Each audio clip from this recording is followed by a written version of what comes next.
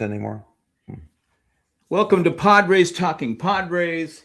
Sorry for the delay, just a cluster F going on back here. And I Yeah. was clicked on to Jay's show, and it's like, oh my God, what's going on here? It just, so I had to go back and figure out what I was doing wrong. But anyway, here we are. Where'd you get the new hat? My daughter, Heather got it for me Oh, okay. for Still Christmas. waiting for my All-Star hat, but I have mine. And really, isn't that all that matters? I guess I'll be waiting until July. Yeah. I mean, again, I'm sorry. I'm like 20 minutes of trying to get this to work, and it's like Yeah. I almost quit, but I'm not a quitter. Not a American, quitter. not Not a quitter. American. That's why I always tell my grandkids, "You're an American, not Yeah. American." Yeah. They always get mad. Yeah. Now we got plenty to cover too. Yeah, Talk it's about some gonna. of these new acquisitions that AJ made. Yeah, I Uh, mean, I've seen people. Let's just start with the elephant in the room, Castellano. Castellano. But some people don't pronounce the L, I guess. Yeah. So I don't know. So I was trying to do it the way they Castellano. Yeah. Castellano. Yeah. Either way, I know people in our little Discord were kind of going back and forth. To me, it's a no risk. I mean, and he has as far as I'm concerned, he has a clean slate. Yeah. It's like Manny had a clean slate when he came in here. I can remember going back with Ricky Henderson going, "God, do we want that guy?" He turned out to be a great guy. Right. A Yeah. great guy. And we've had guys like Jack Clark who turned out to be a turd. So, Yeah. you know, it's I not. a lot of times you always feel I do kind of feel for GMs because they can have conversations all they want and people can say whatever they want in a 5 minute, even a 30-minute interview and everything. I know you're a Survivor fan. In fact, I'll use that as an example. People Well, can sound well. People I, can I, sound I watch it now. okay, but people can sound really convincing for a day, even Yeah. But the true personalities will always come out. Um, if there's anything I learned from watching reality shows, is you can only fake it for so long. So, you know, most of the team has been in welcoming arms and all that kind of stuff, but you never know until you get into it. You just don't know. It takes a few plane rides, a few buses. It takes a village. Yeah. But you know what I mean? I mean, you just can't make your decision based on one conversation. To your point, I mean, come on. And Manny put it, you're getting a $20 million player for the league minimum. So Yeah. whether he's worth the 20 million, which I don't think is all that important. I've always had that stance with all these players. I don't care what they make. When they come on the field, I really don't care if they're the $30 million guy or the $1 million guy. I expect performance, and if they give it, then that's great. I don't hold them to a higher standard because they signed a bigger contract. Bottom line is, what are they doing for the team? And if they're doing it well, then good. But Yeah. I mean, to me, I would, right when I saw this released, I go, that'd be great if he went to the Padres. And it happened.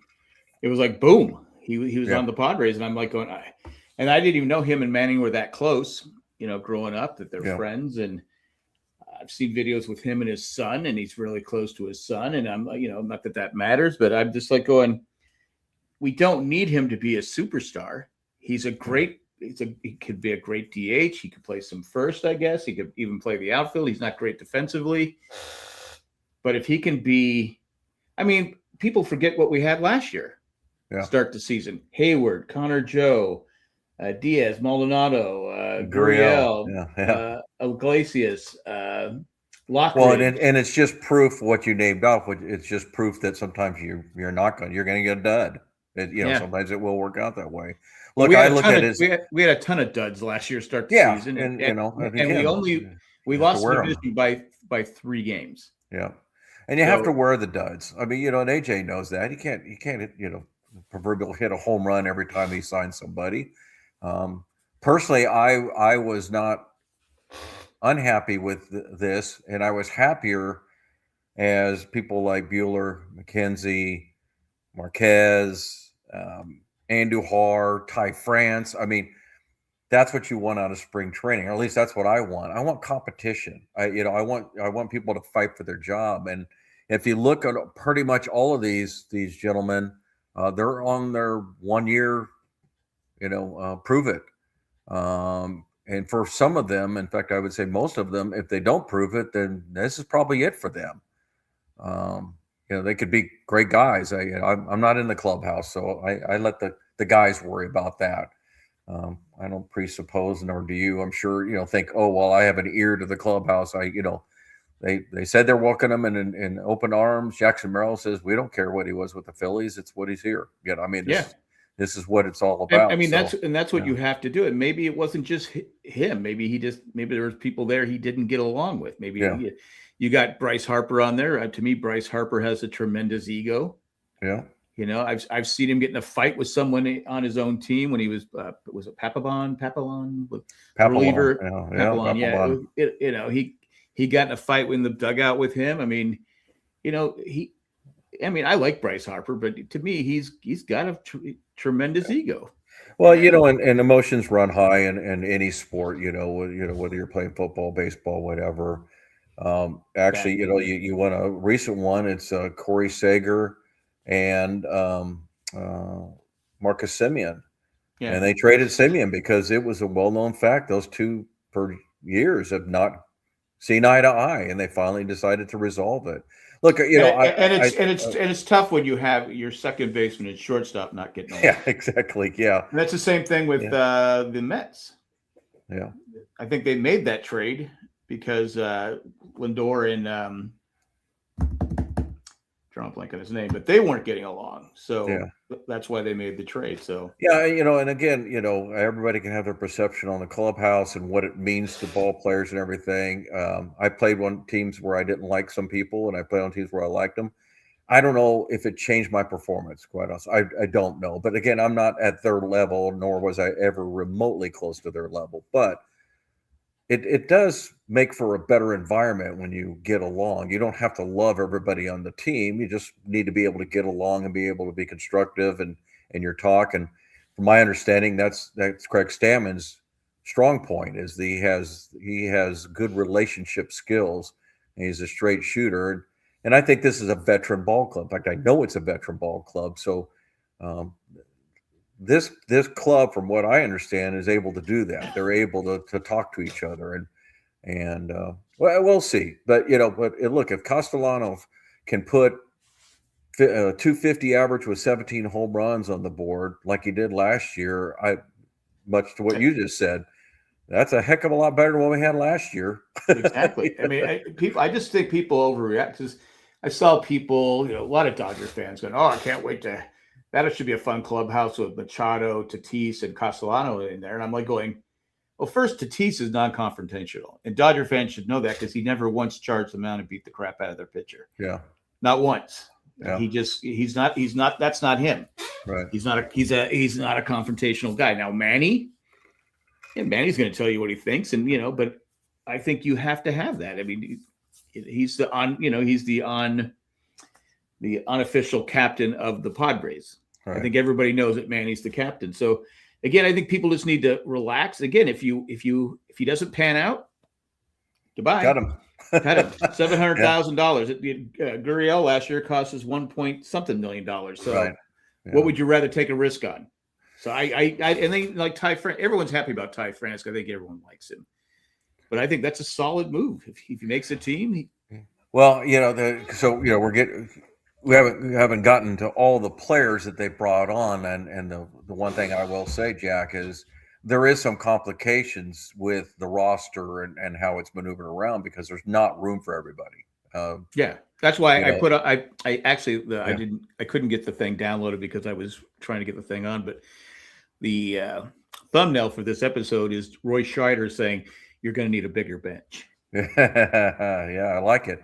No, because you start breaking it down, and it's not my thought. It was actually brought up on the sports radio as I was driving the other day, and talking about the makeup of the roster and everything. And they got a better idea of kind of where to go with that and everything. But the one thing they kind of got down to is, but if you keep these guys, then what about Bryce Johnson? Bryce Johnson had a great last month, and he's your defense and speed guy. If you keep Castellanos, Andujar, Moon, France, Campusano, your bench is full. So you don't have room for Bryce Johnson, and that may seem like well, but who are you going to put into pinch run when you get somebody slow on second base and it's the winning run? Bryce Johnson has played at many runs in his short career that have meant something because he was sitting on second base on a short single. So, and I think that's good. Don't get me wrong, but I think it's going to be a live camp. I think there's some tough decisions to make, and that's good. Well, Moon, we'll have to see if he makes the major league roster. He might start in the minors. I'm just guessing. I don't know. Yeah, I don't know what his contract looks like, Jack. Yeah, I don't either. But yeah, he signed a major league contract, so yeah. And there could be a trade. Could be. I mean, there's always the talk with AJ. If is he done? He made the statement. Yeah, there's still a lot of good players out there. And he's right. Yeah, there's still some good players. I like the pitching moves. Even though he's a Dodger, I was a big fan of Walter Buehler. I think he's an awesome pitcher. He was an awesome pitcher. He did have a punchable face. So he's kind of a. But now that he's a Padres, I liked his aggressiveness. There's really, to me, something to look forward to that. He's a bulldog. Yeah, because he had a good ending with the Phillies. In fact, I was kind of surprised that the Phillies didn't pick him up because I believe he had 6 or 7 games where he pitched, kind of like the old Walter Buehler, and I think his was just health. Now, of course, you're always worried, like, okay, well then, what are we going to get? Well, again, he's on a 1-year contract, and I'm obviously not hoping for it, but if he blows out his arm, it's like kind of like the Castellanos, like, well, it was worth a try, I really, because being an anti-Dodger fan, I really hope Buehler has a great year. it would be a lot of fun. And like I said, when he was healthy, I hated facing him. Yeah, he's because he was innings eater, and I don't expect I wouldn't make him an innings eater. If he can get to 6 innings with our bullpen, that's gravy. But he does. I think like Castellano and Buehler, they both have that dog in them that Oz likes. I mean, they want to win. Right. They're competitors, and now having a Tatis and Merrill and Manny and some of these other players we have, that team it wants to win. It's not that laid back. Or they're playing in San Diego, they're going to be laid back. I was like shocked at Buehler. I was like, wow, I like that move. Yeah. And he said all the right things. On top of that, it's just you either make the club or you don't. So they're really, not having to put anything out there. It's funny you say that though, Jack, because that's what German Marquez said. He's, I've been a Rocky for 10 years, and when I was young, he says we were a competing team. He kind of, not that they needed any shade, but he's throwing shade on the Rockies because he said the last couple of years it's not been fun, and he says it's cool to be back on a team that wants to win. That's how he said it. It's, it's good to be on a team that wants to win. And, it's very, my friend Michael, he put it right. He goes, if you want to have a player that's going to try hard no matter what, but how devastating can it be year in and year out, knowing as you look around, like we have absolutely no chance. No, that's depressing at all. Not even a chance to make the playoffs at all. Even a competitor eventually gets beaten down, where you're going in like the Rockies. Would the Rockies win 50 games last year, 55 games, whatever they did? I'm sorry, you're going to the ballpark. It's like, oh God. Yeah. Why am I doing? If I wasn't getting paid so much, and I think they have to look at it that way. Going, God, what am I doing here? This is. Yeah. And I was excited because I go, that guy always beats us. He could have had a 12 ERA and he still would shut us out. I think there was a lot of people who admitted that not only him, but the people who I think were rooting for us to sign Zach Gallen for the same reason. Yeah, exactly. That's can what we just sign him just so we don't have to face him anymore? Because he owns us. And yeah. I was kind of shocked at the amount he got, but that was his qualifying offer. Yeah. I just worried about his, because he had a lot of his stuff was down last year. His velocity. Well, look, so both Buehler and Marquez, it's more about the fastball has dissipated about 4 or 5 miles an hour. Now, my understanding is they're hoping Bueller, because he's now 2 years removed from the TJ, that he's going to get a little bit more back. He needs to pick up a couple that was miles an his hour. second one, right? That was his Yeah. second. Yeah. So that's the concern, is whether or not, and then Marquez, he's lost 4 or 5. And I guess what I understand is, the kind of the sinker type of pitch is his best pitch, but there's not enough difference between the fastball. He can't. If people wait for the sinker, they can catch up to the fastball because it's not fast enough to be different. Usually you want about a 10-mile-an-hour difference between the two. And his is closer to 5, and so even if they're looking for the sinker and the guy, he throws a fastball, well, it's meat. It's kind of like Trevor Hoffman at the end of his career. Yeah. His changeup was his fastball. I mean, he just didn't have that.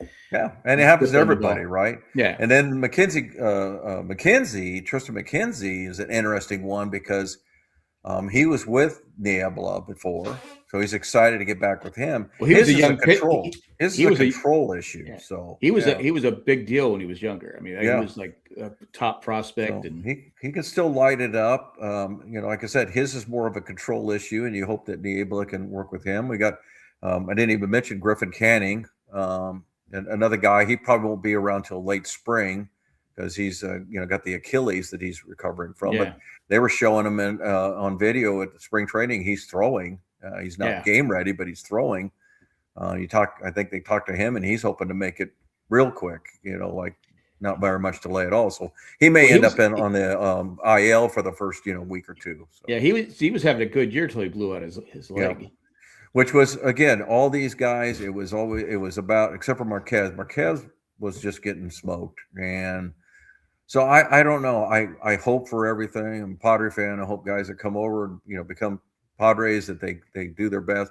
He's the one I'm probably least thinking that will make the club. I think getting out of Colorado helps too, though. I just wouldn't want to be a pitcher.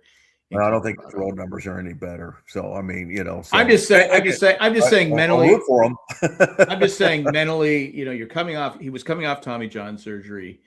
That played a big factor. It usually takes a good year. Most people been don't 2 years off of his. It's 2 years off of it. His last 2 years have been horrible. Yeah, and I'm talking like 6 ERA horrible. Yeah, if he doesn't make it, like I said, it's not. I mean, I'd like to see him make it because it gives us some more depth. I don't really have a lot of confidence in Sears going into the season. From what I saw him pitch last year, maybe he wins 20 games. I don't know, but I'm not counting. He's a different type of pitcher, and so you bring him up, and out of all these guys we've named, it's like he's the only lefty, and yeah. I know that's not everything. The big league pitcher is good. They're good. They cause problems for both sides of the plate. He's a ground ball, more of a ground ball. Needs to be more of a ground ball pitcher. He doesn't have the 95 mile an hour stuff and everything. But he's an interesting case because I'm going to stick with Perler's scouting abilities. That he was the one that he was going after. It was Miller that was at it as a thought, like, well, what would it take to get Miller? Because they started talking about trading Miller, and that's when they traded DeVries. So people still complain about DeVries. I go, but we have Miller. Yeah. I mean, I know relievers aren't really thought of it, but to me, if small market team, a team that like the Padres who are trying to compete against the Dodgers and have half the payroll, you have to have an awesome bullpen. Well, he's the number one bullpen guy in baseball. Yeah, so exactly. It's different. It's different to me than if you're getting some guy that maybe had 20 saves and you're trying to build him up. And a Tanner Scott. Well, nothing wrong with it, but that's what happened with Heath Bell. That's what happened with now I'm going to start losing the names, but we brought in 3 or 4 guys that nobody had heard of, and they end up being great relievers. Gary for a season. Yeah. Who am I trying to think of, Jack? Not Heath Bell, but there was another guy after Heath Bell. Brad Hand. Yes. Yeah. And so, it's not to me. He's still playing. This is a far, far better reliever than those two. No offense to those gentlemen; they were great firemen and everything. But yeah, you got a guy that's throwing 104 And thank God you guys figured this out. I'm so he's going to shut it. Oh my gosh! Wait a minute, who is that? It's me. Well, hi Jay. Hey, how are you? Jay. Wait, why are you doing a vertical stream at the same time? What is this? What are you doing? I have no idea. It just popped up. Fix that for you. Hopefully that wasn't streaming anywhere. Yeah. There you go. I don't even see it. I exited out of it. Yeah, I see it. I don't know how to get rid of it, but so I'm doing welcome, sir. Thank you. I'm doing the reason I couldn't join that I'm doing a live stream for this big company that asked me to do a live stream for them. And as I'm doing it, I see Jack come into the thing. Like, what are you doing here? I go, what the hell is this? I go, bye. Bye. Too funny. But I'm glad you figured it out. We're just got to figure it out. I can't fix everything. Well, the whole thing, I don't know. You send it to my phone. That doesn't do me any good because I can't get it to my. But then what I did is I copied and pasted, put it to Jerry's thing, and then But I saw the same link that was in. Whatever. No, because when I clicked, we're telling our audience just how bad we are at this, guys. So I'm old. I'm old and stupid. But anyway, I figured it out. I got lucky. I was ready to quit. But I'm proud of it. If you figured it out, Jack, I just want you to know I'm proud of you. Okay. Yeah.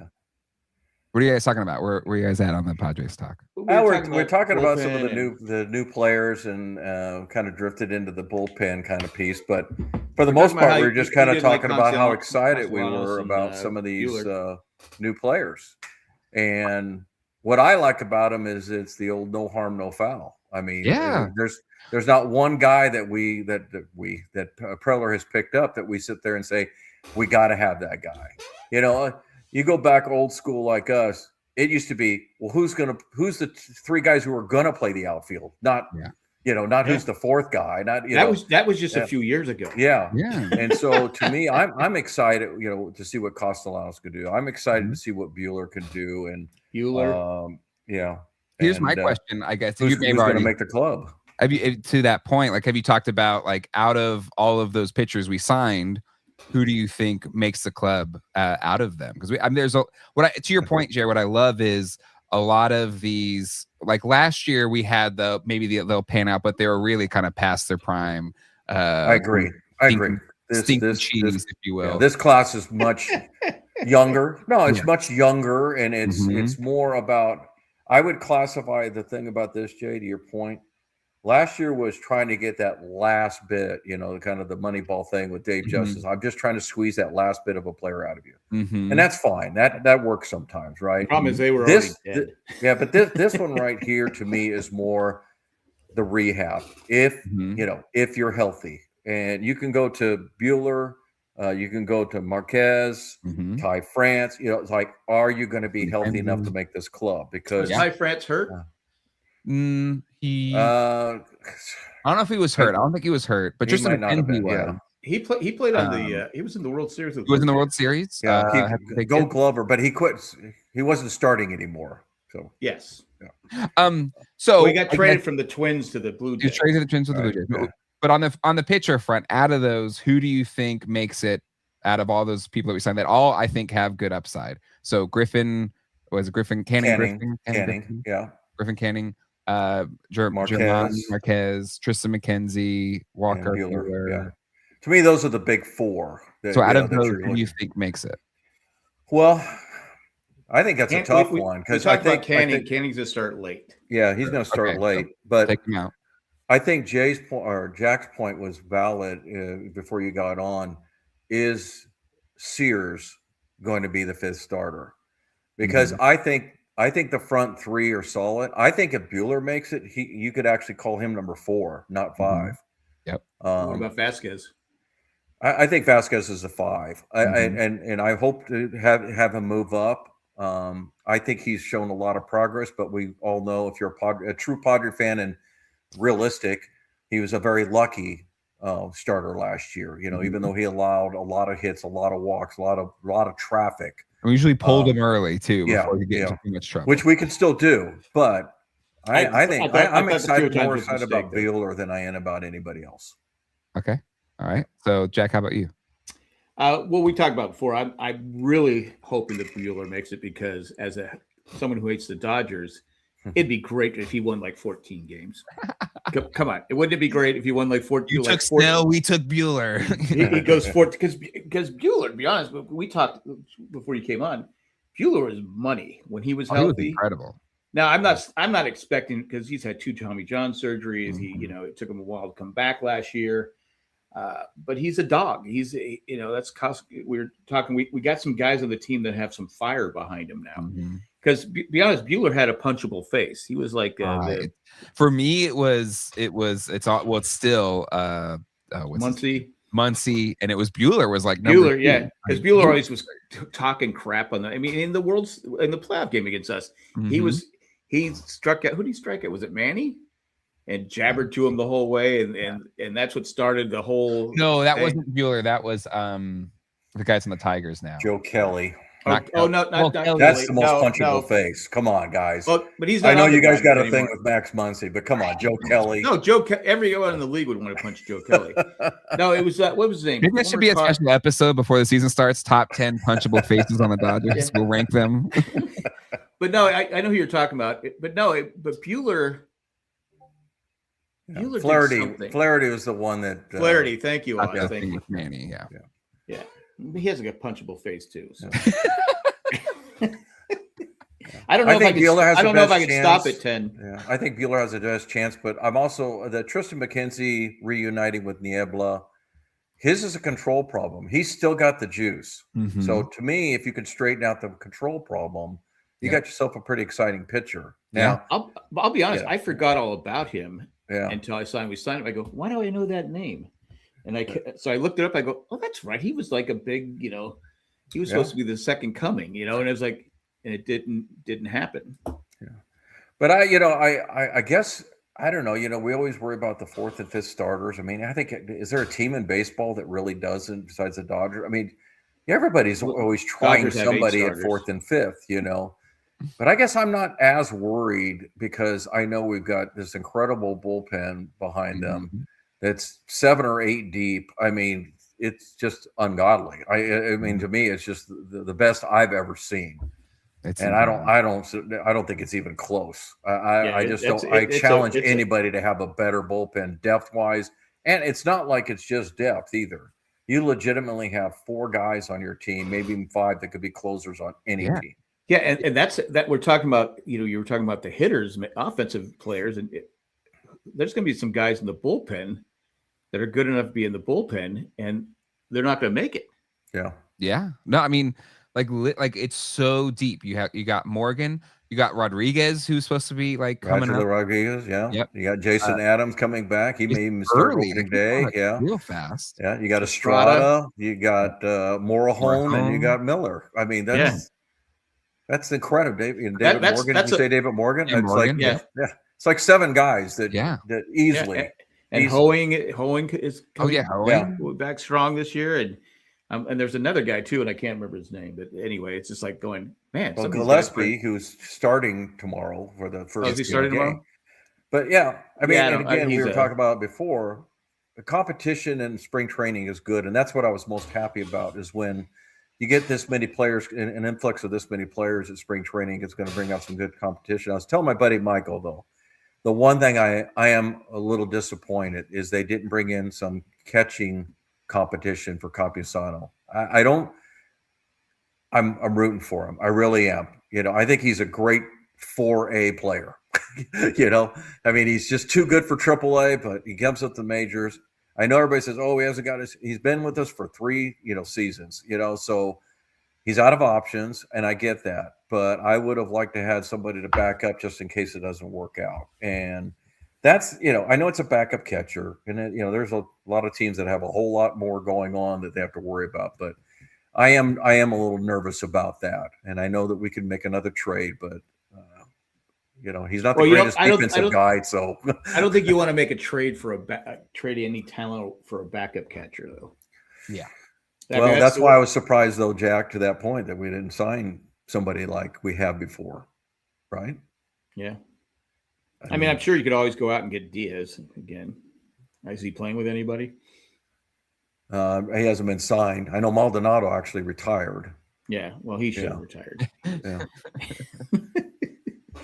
He clogged up the bases. Oh, he was on. Yeah, when he got on.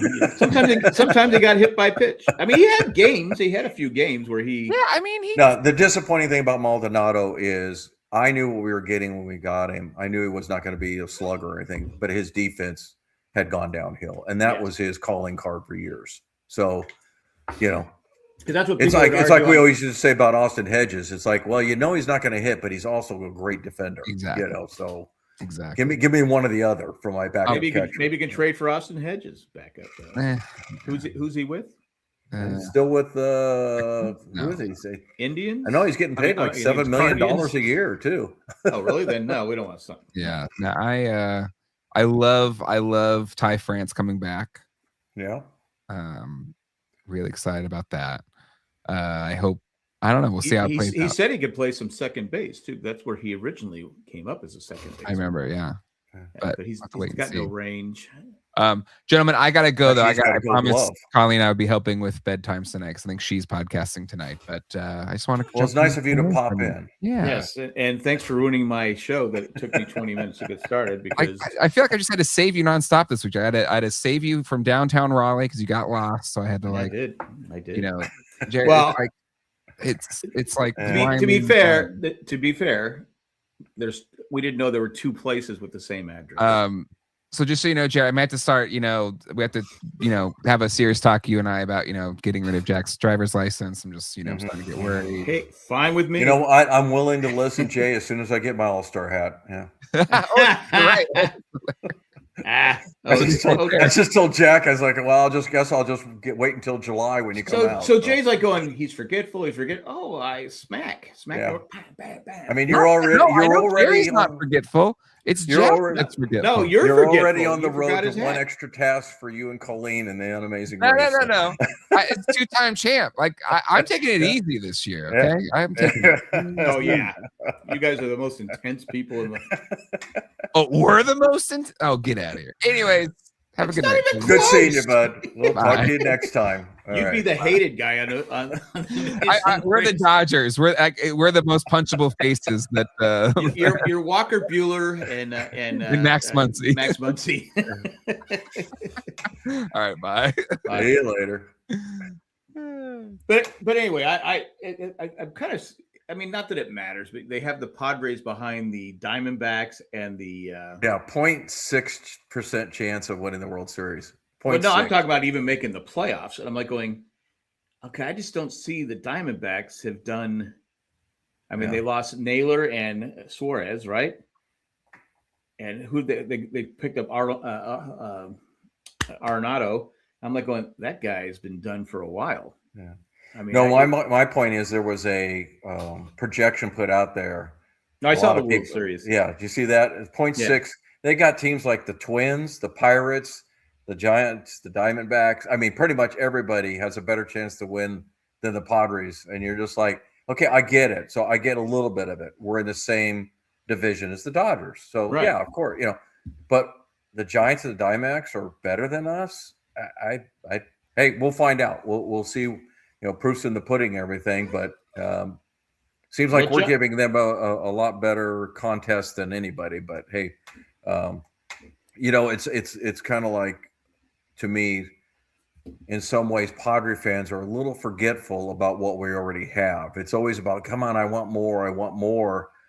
And well, be fair, my response is always, we already have the core, folks. They're already here. These guys are going to have to show up. I mean, last year was disappointing from the slugging, no doubt about it. And I can go right to the core and say, between Merrill, who was hurt for about half of the games, Tatis did all right, Machado did all right, Bogarts didn't hit as many, but those are the four guys that should have 100 home runs right there. There should at least be 100 home runs. They had 156 last year. This team should be hitting about 190 home runs, and I will put it on them. They you get Sheets comes in and hits. Did he hit 20 or 17 or 20? So 17. I think 17. Yeah. He might have hit 20. You're getting it from different places, and now you got Lariano, and now you got Castellanos, and you got Sheets. This team needs to slug. There's no doubt about it. The I gotta the be honest road with to you. win I keep is going to be forgetting about slugging. Sheets, even though Sheets was one of my favorite players last year. I keep forgetting he's on the team. I go, Yeah. it's just like, okay, he's scheduled, he gives the best answers. They were saying, hey, Castellano might take some of your time, and then Ty Frank, Whatever helps the team. Whatever Yeah. helps the team makes us winners. That's all I care about. And I'm And like, the bottom line is you can't. It seems like to me as a ball player, you've got to be at least honest enough with yourself. Doesn't mean you give up. Doesn't mean you give in. Doesn't mean you admit it, so to speak. But he raked against right-handers, but left-handers, obviously he's left-handed and he doesn't handle them well. It doesn't mean he can't hit them at all. But you'd rather have Castellanos there. I mean, that's why he's taking grounders at first. I think that's a great first base combo because Sheets was a first baseman until last year. Yeah. Castellanos has not played first base, but he's detrimental in the outside, on the outfield. Yeah, so why not convert him to first base? It's not the first time an outfielder has been made a first baseman. I mean, it happens all the time, you know. So if you can get that combo and, Ty France, if he makes the club, he can play a strong first base. Won a gold glove last year, so, you got some options over there. And, hey, look, we all said it on our Discord account. We liked Luis Ariz. We liked him as a guy and everything like that, his energy and everything. But you got a taller guy over there now. You're going to have some better defense. You get some slug out of it. It's a trade-off, And I wish him well, except for when he plays the Padres. Otherwise, I hope he wins another batting title. Yeah. Don Orsello would always say, if you got Freddie Freeman at first base, he was able to make that play because he's tall. Or any tall first base, and he's kind of thinking, they're kind of saying that Ariz. I mean, it had to be a good throw because give him credit.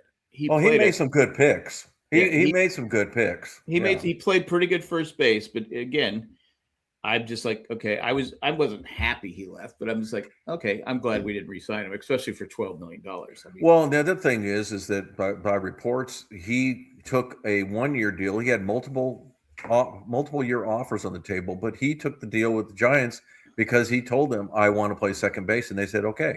Yeah. Because that's the thing. I give him credit. He didn't complain or anything, but he knew he's not a first baseman. He just gave it his best effort. It's the same argument I have about what people complain.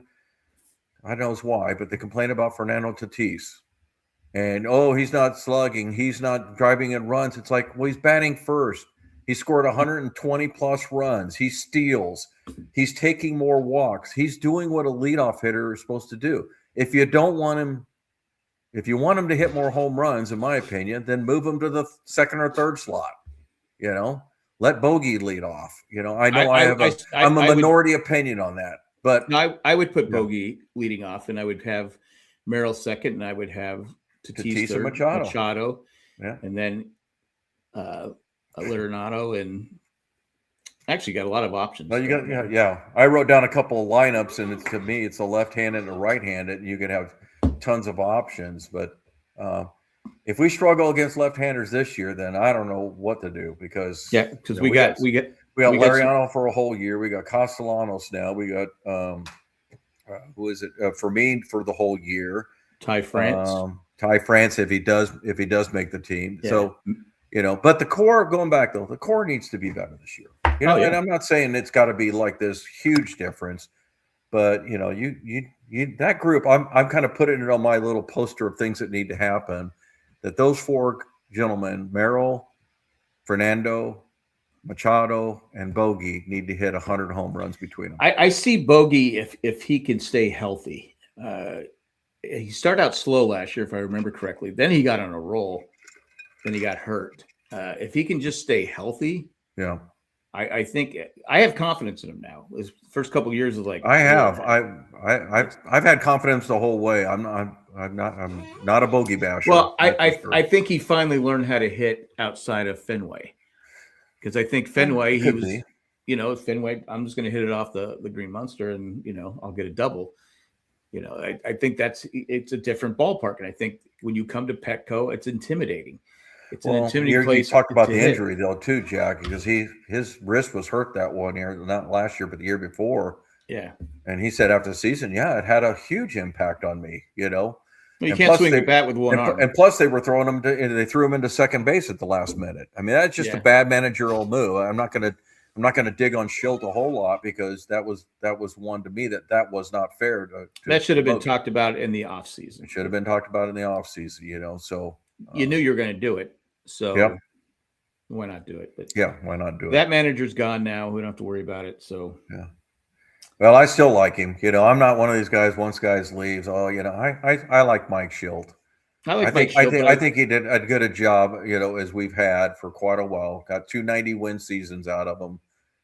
Hard to complain about. Like I said, there was issues with him in St. Louis, and I guess there was issues here with him also. So, but he was a good manager. I mean, I like listening to him talk on Major League Baseball. They have him on Major League Baseball Network all the time, and he's a smart guy. Yeah, and it's just funny when they said he was difficult in the clubhouse. I'm like going, you just don't see it, but that's what people said. So, well, I don't know who the people were because the ball players, I haven't heard anybody badmouth. Not ball players. It was other coaches. Yeah, and it was the same thing happened in St. Louis, where that's part of the reason why he was let go. Well, St. Louis, I've heard, was more about him having an indifference with the GM about, you know, and that was part of it. And again, that could have been true too, because in fact, I was talking today about Campusano, and I kind of envisioned just the way that Campusano got brought up and stayed up, even though he was struggling.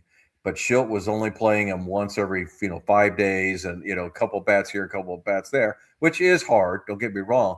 I envision Moneyball with Art Howe and Billy Bean on playing what's his name at first base. Till the point that Billy Bean just like, well, you put this guy at first base. Well, I'm not going to do it. Well, you're going to have to because I traded the other guy. So, and that was to me the funniest part of the movie. It's like, I'm going to take it out of your hands then. So definitely your general manager and manager have to be on the same page. Yeah. And if they're not. And it's funny though, Jack, I'm sure you've heard the same thing as me. It's like people will say, whether it was Schilt or whether it was whoever, oh, he's just bringing in a yes man. And I'm like, well, hell yeah. I want him to bring in somebody that they can agree. Like, why would I want to bring in somebody that has a whole different agenda than what I have as a GM? Of course I want to agree with them. To me, that just kind of sounds silly. It's like, oh, he's just going to do what Preller wants him to do. Well, yeah, that's what you're supposed to do. I hired enough people. I didn't bring in people necessarily like they got to fall in line 100%, but I wanted to make sure that they had kind of the same philosophy as I did on how to handle people, the business, what are you going to do, that kind of stuff. But yeah, people got these sour grapes like, oh, they're bringing in a yes man. Yeah, good. Like I said, my only thing is I think we're a contender, and I'd rather have had a proven coach. But at this point, I'm going to root for him. I'll give him a chance and see what he does. He's been in the organization a few years, obviously. So we'll see what happens. I've liked everything he said so far. I like what he's saying. So construction of the lineup, how you use your bullpen, and the clubhouse. And as far as I'm concerned, the clubhouse seems to be managed by the players more than anybody. So I don't think that's and everything I hear, all these guys are literally coming up and saying, one thing about Craig Stammen, we do know the guys, he was a clubhouse guy, which is unusual for a reliever, but he was one of those stand-up guys and that was part of the leadership group that we leaned on. Lineup construction, I'm sure people will come out with their differences as the year goes on. Anytime it doesn't work for 3 games straight, everybody's got a lineup change, And I can't imagine that there's anybody combination-wise between Stammen and Niebla that are going to know how to run a pitching staff. So, that's a no-brainer right there. And like I said, I think the club. You always see Dodger fans go, "Oh, that dysfunctional clubhouse in San Diego." I always go, "I've never heard any player say anything about the players having a problem in San Diego ever." Yeah. I mean, not ever. I mean, obviously back with Tony. I mean, people had problems with Tony Gwynn. But you have. But I've never in the last 5 years. I've never heard anyone. No former players ever came back and said, "Man, that clubhouse was just." And as much as that means, and I gotta run here after this. as much as that means to me, all you got to do is hear the stories about the 1984 Padres who went to the World Series. That clubhouse was toxic. Oh yeah, absolutely toxic. I forget the gentleman's name, but he's on YouTube. If you ever want to look it up, the story of the 1984. Holy criminy! Yeah, I follow him on TikTok and YouTube. He's it's like a 20-minute video, and when the 1984 Padres are like going, man, how did they ever? Well, anytime you have a Goose Gossage is. It wasn't just him, though. I mean, I know, but anytime you have a guy like that, he's gonna Eric Shaw, Alan Wiggins. Eric Shaw, Dave Dravecki, and Mark Thurman all belong to the John Birch Society, which pissed people. When that came out, people were like going, I didn't even know what it was, to be honest with you, at that time. I was just a kid. I'm like going, huh? I go, okay. And then, but Eric Shaw, he was his own. Yeah, he was a different animal. He was a different animal. Yeah, and you had Nettles and yeah, it was a fun clubhouse. So anyway, so that's why I don't worry about the clubhouse as the number one thing, because you know what, it's always up to the players on what they want it to be like. So, and the Yankees in the 70s, their clubhouse with Reggie Jackson and Billy Martin and George Steinbrenner, and it was a mess. Read the Bronx if you want to see dysfunctional clubhouse. Bronx Zoo. Read the Bronx. I'm reading it right now. Read the Bronx Zoo. Yeah. Anyway, all right. Could be back next week, I think. See what's going on. And, I think it's about time we get on a regular schedule here. And hopefully Jay doesn't screw me over. And when I go to click on my thing, it's there. And we'll try and start on time for those who are still listening or who are listening after. But to be fair, it's a tradition. Yeah, nobody gets on at 5:15 or 8:15 Eastern and expects us to be on. So no. I even started it later today. All right, Jack. All right. Thanks for listening, and hope that you like our podcast. All right. Bye, everybody. Bye.